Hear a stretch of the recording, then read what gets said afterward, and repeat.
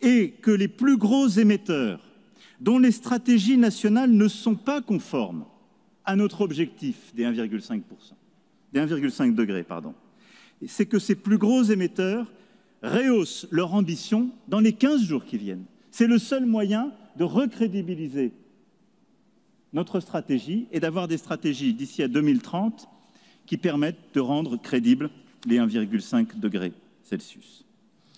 Deuxième valeur, c'est la solidarité. Nous l'avons tous vécu pendant la pandémie, cela a été rappelé à l'instant. Nous ne pouvons vaincre ces défis internationaux que si nous sommes coordonnés et si nous agissons ensemble. Dans un contexte où les dérèglements climatiques, en quelque sorte, sont l'injustice au carré. Ce sont les pays les plus pauvres, en Afrique, au Pacifique, dans les Caraïbes, qui aujourd'hui vivent les premières conséquences de la crise climatique.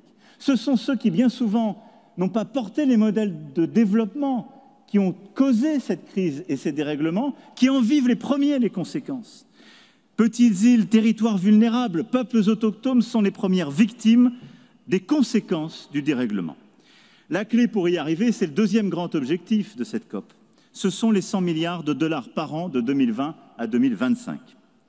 Aujourd'hui, là aussi, la France et l'Union européenne sont en rendez-vous de leur juste part, et même un peu au-dessus.